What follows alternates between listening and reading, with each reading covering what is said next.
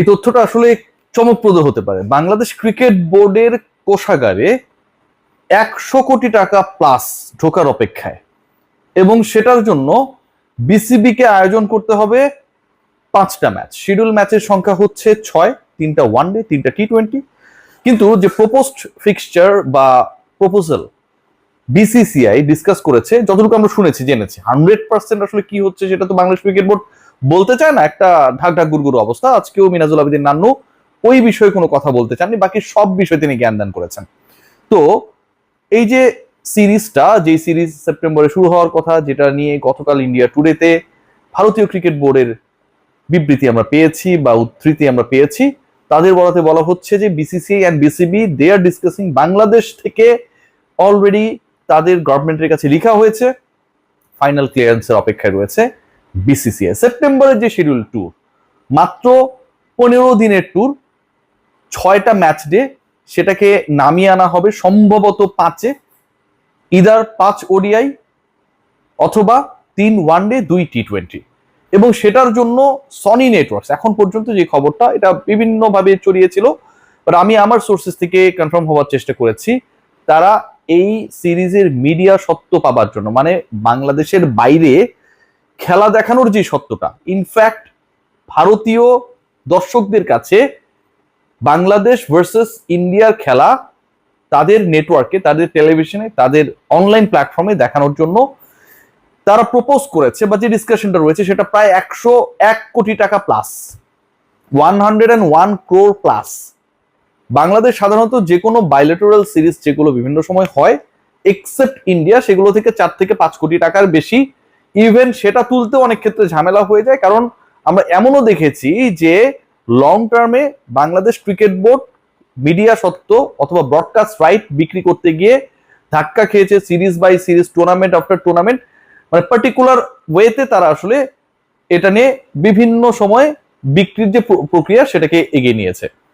বেনটেক নামে একটা প্রতিষ্ঠান বাংলাদেশ ক্রিকেট বোর্ডের সাথে মোটামুটি চুক্তিবদ্ধ হয়ে একটা বড় সময়ের জন্য টেলিভিশন বা সম্প্রচার সত্ত্ব কিনেছিল। সেটার যে ফাংশন, ফিনান্সিয়াল ফাংশনস গুলো, এগুলো নিয়েও আমি যতটুকু জানতে পেরেছি যে যথেষ্ট আলোচনা, ডিসপুটস, অসন্তুষ্টি রয়েছে, কিন্তু তারপর থেকে আসলে ওভাবে আমরা দেখি নাই। বাট এবার শুধুমাত্র একটা সিরিজ কেনার জন্য, একটা সিরিজের 6টা অথবা 5টা ম্যাচ দেখানোর যে সত্ত্ব বা যে রাইট, সেটা সনি নেটওয়ার্কস দেখানোর জন্য 101 কোটি টাকা প্লাস মিডিয়া সত্ত্ব কেনার জন্য, সম্প্রচার সত্ত্ব কেনার জন্য আলোচনায় রয়েছে।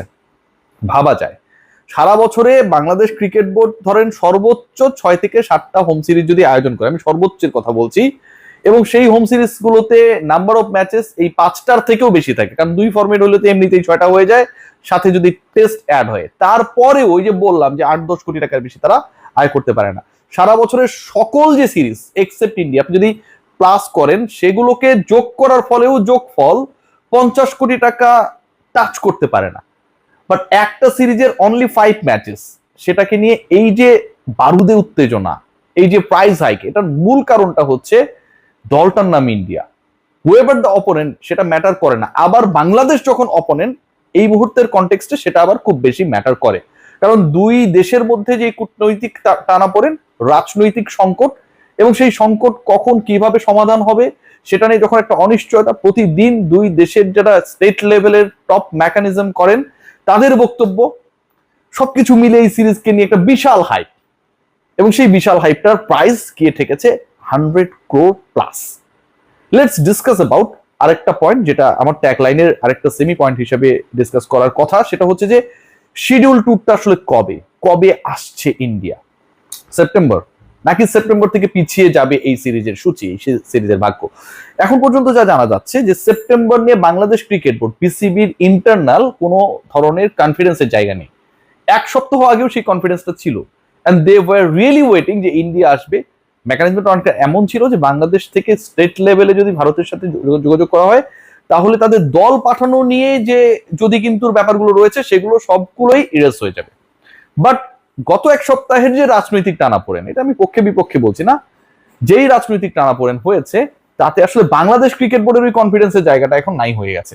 So Bangladesh cricket board, they are not expecting that India is coming on the upcoming September. তাহলে এই সিরিজটা কি হবে নাকি হবে না, নাকি আসলে সেপ্টেম্বর আসবেই না?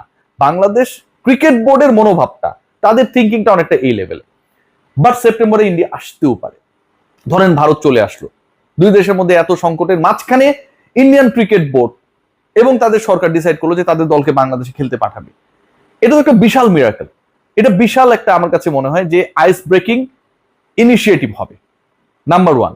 নাম্বার টু, যদি ইন্ডিয়া না আসে তাহলে বাংলাদেশ ক্রিকেট বোর্ডের ভাবনাটা কি? যেহেতু তারা ভাবছে ইন্ডিয়া আসবে না, তাদের ভাবনা হচ্ছে এই সিরিজটাকে পিছিয়ে, যেহেতু বিপিএল হবে হবে না এবং হবে না পাল্লাটা অনেক বেশি ভারী, সেই যে ডিসেম্বর জানুয়ারির যে শিডিউলটা রয়েছে তার আগে সুযোগ নেই, কারণ বাংলাদেশ সাউথ আফ্রিকা ট্যুরে যাবে, সেখানটায় 3 ফরম্যাটে খেলবে, 1 মাস প্লাস একটা ওখানটায় শিডিউল রয়েছে।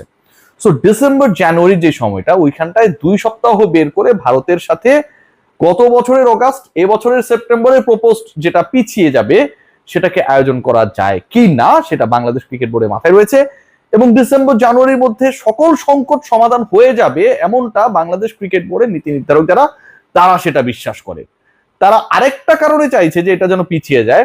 প্রথমত যে রাজনৈতিক পরিস্থিতি, সেটার উন্নয়ন, সেটা বিসিবি কে কিছুটা হলো প্যারামুক্ত করবে, প্রেশার কমাবে ইন্ডিয়াকে হোস্ট করার ক্ষেত্রে।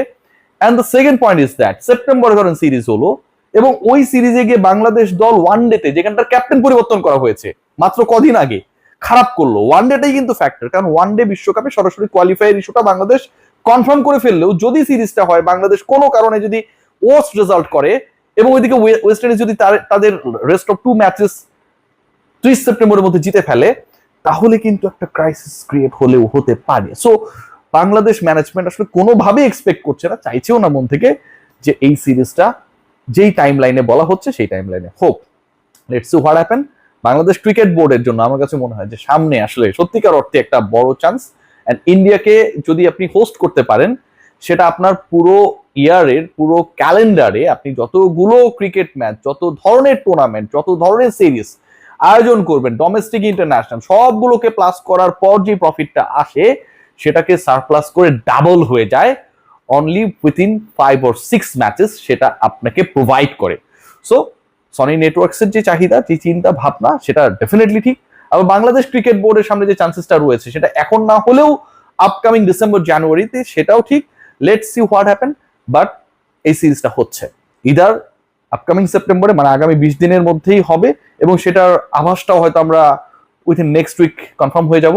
আর যদি সেটা কোনো কারণে না হয়, then we have to wait till the upcoming December January. সবাই ভালো থাকবেন, টেক কেয়ার।